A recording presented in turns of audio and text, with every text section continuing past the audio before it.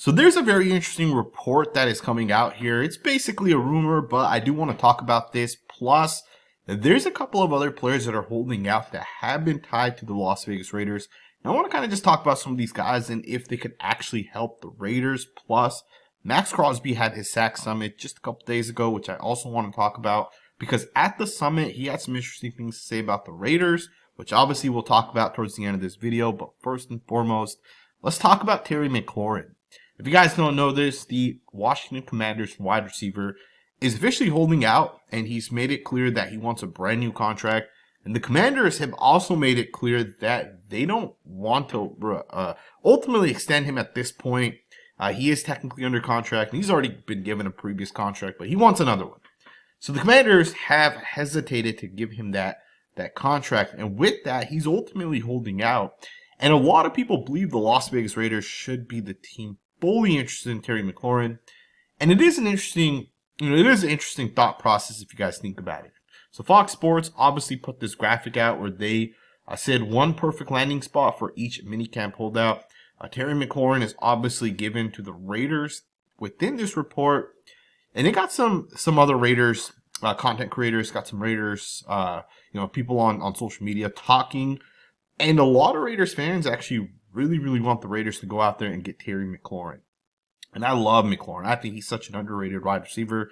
And for the first time, he got a quarterback last year, and we kind of saw how good he could actually be with the competent quarterback, right? We kind of saw that a little bit last year. But when you think about a guy like Terry Mclaurin, you think about the Las Vegas Raiders and kind of the path that the Raiders are on, I don't actually think it makes a ton of sense. First and foremost, Mclaurin's going to want somewhere around $32 to $35 million on this next contract. And yes, we'll have the next year to kind of weigh that down a little bit, right, when you average it out. But the Raiders aren't really at the point where they can shell out that type of money. Yes, Terry Mclaurin will make the Raiders so much better. And then on the offensive side, we'd be absolutely incredible. I mean, think about this. Terry McLaurin, Jacoby Myers, Dante Thornton, Brock Bowers, Michael Mayer, Ashton Jeanty. That's an absolute, to me, absolute incredible offense that the Raiders could potentially have. And then, of course, Smith's kind of back there to, really put it together and kind of spread the ball out among all those different weapons. But just kind of taking a step back, you also got to realize the Raiders from a cap perspective don't have a ton of money. And we know injuries will happen at some point. We also know that we have contracts coming up over the next year or two where we have to extend players. And the $40 million that the Raiders have right now could actually be utilized in many different ways. And bringing in a wide receiver in Terry Mclaurin, I think, would be bad value for the Raiders. Again, not that I don't think he's a really good wide receiver, but, we kind of have seen this with Christian Wilkins. And I'm not saying Christian Wilkins is a bad player, so don't run with this. But we've kind of seen that paying players based off of previous stats and previous production, paying them now for that same production going forward, it won't always necessarily pan out. Players get hurt, players miss time. Unless it's your own player, to me, you got to be very careful giving out contracts to 5th, 6th, 7th year players, especially that type of money. And again, not that McLaurin's a bad football player, but even then, do the Raiders really need a wide receiver at this point? Considering what we already have, considering the reports of what Dante Thornton apparently is, and again, I know he hasn't proven it, but imagine if Thornton is what he is, and then you're really looking at this and saying, what do the Raiders have to give up in terms of draft, capital, right, to bring in McLaurin, and then the money they're paying him, and now you have all these different weapons. Not that it's a bad thing, but again, I think for the Raiders, to me, the money could be spent better somewhere else, right? I don't think our receivers, from the wide receivers and tight ends, is in a bad spot. I think we're in a really good spot. You can probably invest some more money on the defensive side, if anything, specifically in the secondary, which actually, just going right back to this graphic, a guy like Jalen Ramsey could make a ton of sense for the Raiders. And honestly, among the guys that are kind of available, I don't think TJ Watt is going anywhere, truth be told, but I think and even Terry McLaurin, I don't really think he's going to go anywhere. But the other three guys, right? I think Trey Hendrickson, Jonnu Smith, and Jalen Ramsey will all be 100% on new teams going into next year. I'd be very shocked if Trey Hendrickson re-signs with the Bengals. And I'm not going to lie to you guys, man. If the Raiders could bring him in, right? Like, let's say the capital to get Ramsey, to get Terry McLaurin, or get Hendrickson is the exact same, right? Which I know it's not going to be, but let's just say it is. Hendrickson's the guy that I'd personally bring in. And I know we have Malcolm Koonce, but I think Hendrickson's better than Malcolm Koonce. I think he's a top 5 to 6 pass rusher in the NFL. I think he's one of the most underrated defensive linemen. That would really take this defense to another level, but that's not going to happen. Let's just be honest. But Jalen Ramsey's a guy I think we could potentially bring in. Now, I do think Ramsey would cost the least in terms of trade capital. And then even when you pay him, the contract, you're not signing Ramsey to like a 5-year contract. Right? He'd probably get a 2-year contract with the second year probably being a team option. Maybe you guarantee half of the second year, which if you wanted to release him after 1 year benefits the Raiders. So you do a 3-year contract with the third year being a team option. I think the Raiders could get creative, and I think Jalen Ramsey would be the one guy, if you're going to go out there and trade for, you'd ultimately want to bring in. I think the Raiders need cornerback help. No matter how you look at it, they 100% need cornerback help. They tried bringing in Shaquille Griffin, right? He was the guy the Raiders brought in. He had past ties to Pete Carroll. The Raiders wanted this guy potentially, and he obviously ended up signing now with a completely different team. So the Raiders won't be able to bring him in. But again, just kind of thinking about it, the Raiders at least looked to bring in a cornerback, which tells me they are not 100% happy with the current room. If you bring in, let's say you bring in Aaron Rodgers, on a visit and you already have Geno Smith. You bring in, Sam Darnold and let's say you already have Geno Smith. That's sending a message that we're not 100% bought in with Geno Smith. If you're bringing in a cornerback like Griffin, which the Raiders did, that tells me they're not 100% sold on this secondary, and they shouldn't be, right? Let's just be honest. The Raiders secondary right now is basically a guy that was, a third-string corner for the Packers last year. He's a rotational guy, essentially. And then the other guy's going to be a rookie coming into the NFL in his very first action. And then the best corner I think that the Raiders have right now is Corey Bennett. I know he's running with the 2s, but I think he'll end up starting. He's not really a scheme fit for this current team, or current scheme, I should say, right? If you're running that Pete Carroll cover 3, your corners have to play run defense, right? They got to come up and hit people. Corey Bennett's not a great fit for that style of defense, right? But Jalen Ramsey could be. Ramsey's a phenomenal tackler. And again, I think for the Raiders, Jalen Ramsey just makes you so much better. If the Raiders are fully invested into winning now, right? Like, this is the year we're going to win the Super Bowl. And if it's not this year, we have like a 2-3 year span to win that Super Bowl, which again, you technically already showed by bringing in Geno Smith, right? He's 34, 35 years old, probably has 3 years left. If that's the case, then go out there and get Jalen Ramsey and make your defense that much better, right? Jalen Ramsey's a winner. He's proven it. He's still, I think, one of the league's best cornerbacks. And he's the last great cornerback that we've kind of seen coming out of the NFL draft. I know there's other guys that are really, really good, but Jalen Ramsey's been the guy that's just been consistent ever since he came out of college. So again, I think for the Raiders, Terry McLaurin might not make a lot of sense, but Jalen Ramsey could. And again, that's the one guy I'd be fully invested in if the Raiders are going to make a move.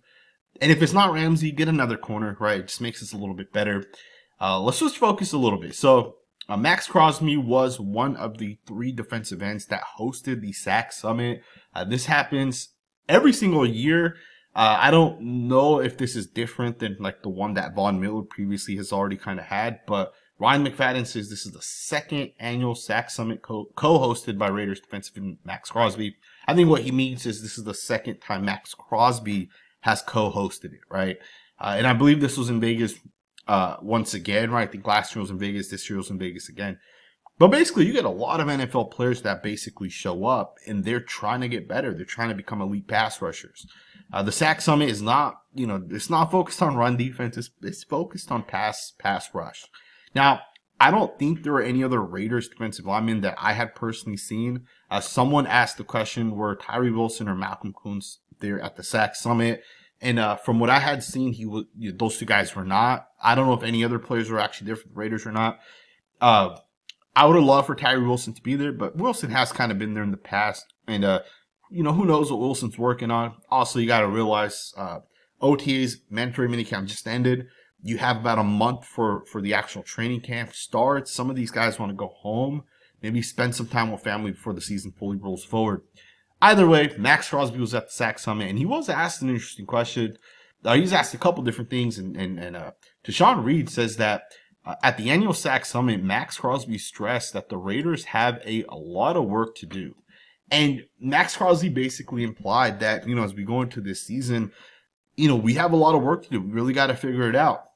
And, one of the things that I feel like Maxx Crosby means when he says we have a lot of work to do is he's talking about the different units that we have on this team, right? The quarterbacks have a lot of work to do. We got to figure out if our quarterback's any good.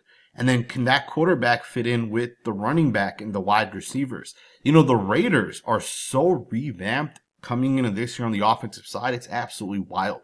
Just thinking about from last year to this year, how many starters are going to be the same for the Raiders? How many players are going to play the same exact role for the Raiders this year that they did last year? Right, Jakobi Meyers, even though he's coming back this year, I think his role is a little bit different than when we went into last year. Right, last year we had Devontae Adams. Jakobi Meyers was like that true number 2 wide receiver. I don't think Jakobi Meyers is that anymore for the Raiders. I think he has to be that number 1 wide receiver. He's going to have to be the guy that really, really steps up, given there's a lot of other younger guys around him. I know we have Brock Bowers, and Brock Bowers will act kind of like a number 1 wide receiver, but Brock Bowers is still a tight end no matter how you look at it, right? Brock Bowers will still line up at that tight end position, right? At the inline tight end position. So you think about the differences from last year to this year, right? Our running back is completely different, right? We don't have what we had last year. Even when you get down to like the top 3 running backs for the Raiders, Ashton, Jeanty, Raheem Mostert, and even Sincere McCormick, those 3 are different than the 3 going into last year, right? Last year, it was Zamir White, Alexander Madison, and then number 3 last year, I don't know, Dylan Labe, potentially maybe another one of these guys, right? I think Amir Abdullah may have been with us last year as well. So last year was different than this year, just kind of across the board. We have a new guard this year in Alex Kappa. DJ Glaze was not starting technically last year coming into the season, and he started going into this season. We have Charles Grant that might end up starting at some point, potentially at guard. I know he's not practicing there, but if he's your future tackle, you want to get him reps, potentially insert him at the guard position, especially if Dylan Parham struggles a little bit, which Parham is going from right guard to left guard. Just another change right there, going from playing next to Munford and Glaze back over with Court Miller. The wide receivers, right? The guy that's going to run those influence routes is probably not going to be Trey Tucker. It'll probably be Dante Thornton Jr. Again, the offense just looks different, and all that is a completely new quarterback kind of throwing that ball to those guys, right? So again, when Maxx Crosby says there's a lot of work to do, he is not lying when he says that. And that doesn't include the changes on the defensive side.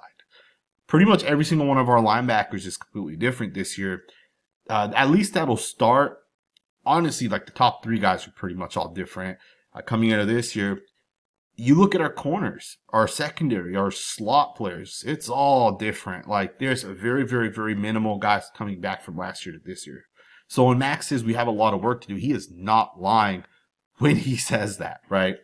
Now at the Sack Summit, Maxx Crosby was also asked some other questions. He had some things to say. There were some videos as well that were posted. One of them was by ESPN, which I'm not going to show you guys because ESPN will take my video down using their clips.